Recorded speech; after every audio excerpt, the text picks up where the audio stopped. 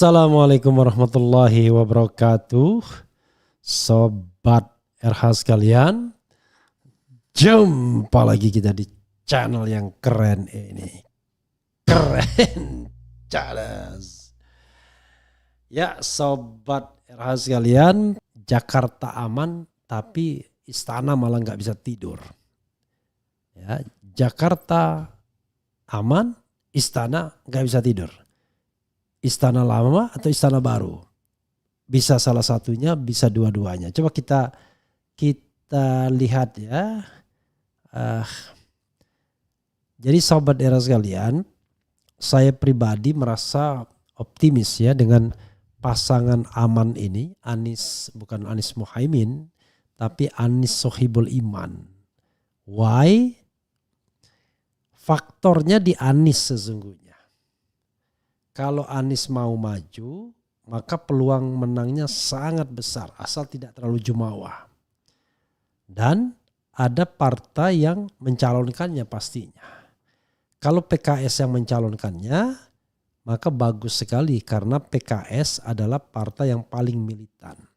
Tadi saya berpikir PKS menyerah lagi, yaitu memberikan kesempatan kepada PDIP untuk menjadi wakil. Karena di PKB no isu, di Nasdem no isu. Tapi rupanya tidak demikian. Ya, PKS sekarang mau jadi dalang, tidak mau jadi wayang dia.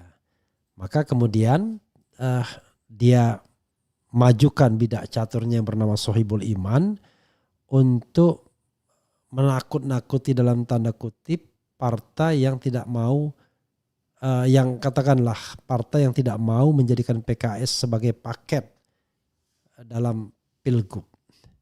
Maka ada manuver Sohibul Kaisang gitu ya, atau bahkan Presiden PKS dipasangkan dengan Kaisang. Tapi ternyata saga ini cuma 2 hari saja dan akhirnya dideklarasikan Anies Sohibul Iman atau aman.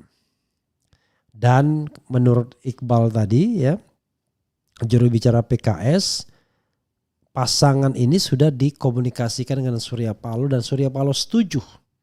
Dengan persetujuan Surya Paloh tersebut, maka PKS dan Nasdem sudah mendapatkan nominasi karena berdua kursi mereka lebih dari 22 kursi. Sehingga cukup untuk menominasikan pasangan calon. Dan dalam konteks ini adalah Anies Sohibul Iman atau disingkat Aman. Dan sudah aman tiket itu. Walaupun di sini orang mengatakan bagaimana, apakah Surya Paloh akan menarik dukungannya atau tidak. Ternyata mereka tidak bulat ya. Tipis bedanya. Jakarta aman didukung PKS dan Nasdem. Apakah Anda percaya Surya Paloh tidak menarik dukungan ke Anies Sohibul Iman? Percaya tidak menarik dukungan dan tidak percaya 42%. Coba kita bacakan ya komentar Sobat RH sekalian ya. Nasdem selalu konsisten dengan pernyataannya, apalagi pernyataan langsung dari Ketum Nasdem. Jika Nasdem masuk angin padahal sudah jadi korban politik Sandra Jokowi yang telah menghabisi 2 pentolannya yang jadi menteri, maka alangkah rugi dan bodohnya Nasdem. Kecuali sang ketumnya pun sudah masuk angin karena terjerat kasus. Kalau Nasdem tak konsisten, mari kita hukum partai itu. Jangan pilih kader Nasdem atau partai yang berkoalisi dengan Nasdem di pilkada manapun. Partai-partai berkhianat harus dikasih pelajaran biar nggak anggap remeh suara kita. Kalau yang berkhianat semua partai gimana? Gak urus ya. Emang kalau bukan PKS dan Nasdem Jakarta nggak aman gitu. Yang bener dong pakar Refli bikin judulnya. Dia kagak ngerti ya. Aman itu Anies Sohibul Iman ini. Ini pasti orang yang tidak mengikuti berita ya. Kemudian saya lebih percaya sama PKS bersama Anies Baswedan. Kalau Nasdem sama PKB, khusus tahun ini saya merasa PKS wajar minta jatah wakil. Karena dia bersama Anies dari 2017 tanpa iming-iming dan dihantam terus-menerus sama buzzer istana. Nasdem gak jelas, Surya Paloh mah jangan dipercaya, cukup pengalaman di Pilpres 2024 kemarin.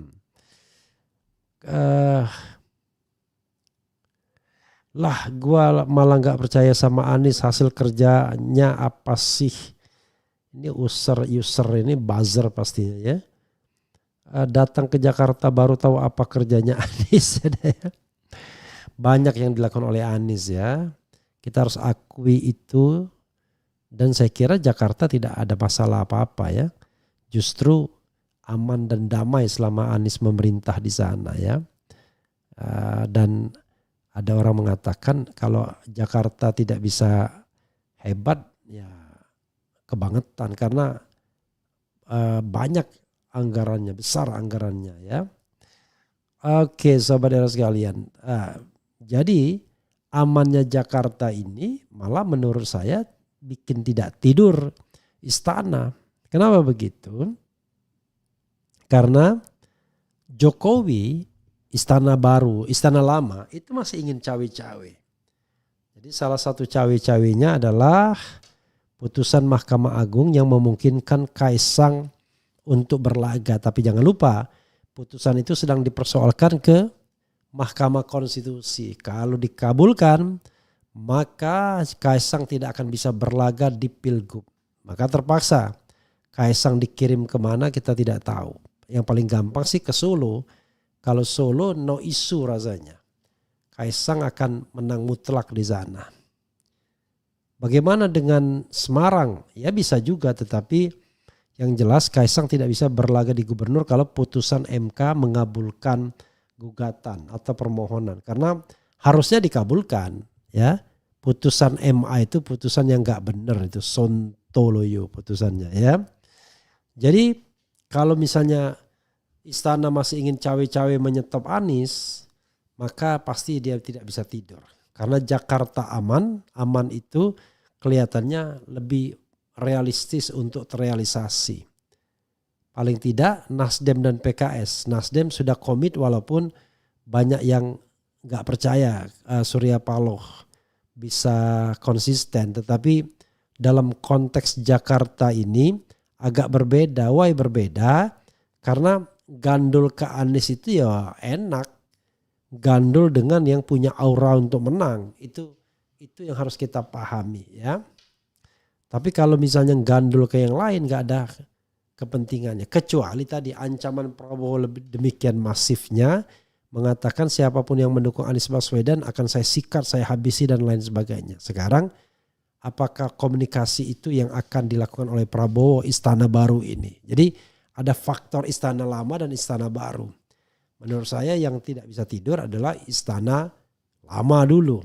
Walaupun dia menempatkan putranya sebagai wakil presiden, tetapi Jakarta adalah sebuah wilayah dengan kekuasaan real ya. Dan disinilah para cukong bercokol ya. Dan cukong-cukong inilah yang kemudian mengendalikan pemilihan pilpres, ya, pileg, pilpres dan pilkada di Indonesia. Jadi yang bisa mengalahkan aman adalah ya dua saja, gentong babi dari pemerintah dan gentong babi dari para cukong. Mudah-mudahan rakyat Jakarta terutama para relawan mau melawan ya. Relawan mau melawan dengan fenomena ini. Sambil berharap bahwa istana baru tidak mau cawe-cawe.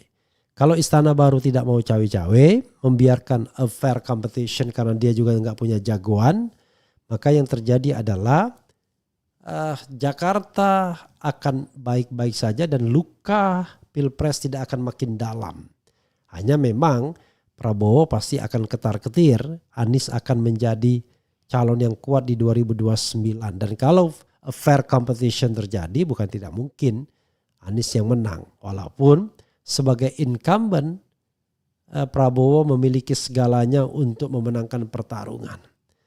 Ya, tidak menjabat saja menang, apalagi menjabat sebagai presiden. Ya, semoga matahari besok terus bersinar dengan baik di Jakarta. Ya, Indonesia boleh dipimpin dengan kecurangan, Tapi Jakarta mudah-mudahan tidak. Insya Allah. Wassalamualaikum warahmatullahi wabarakatuh. Keren cadas dia.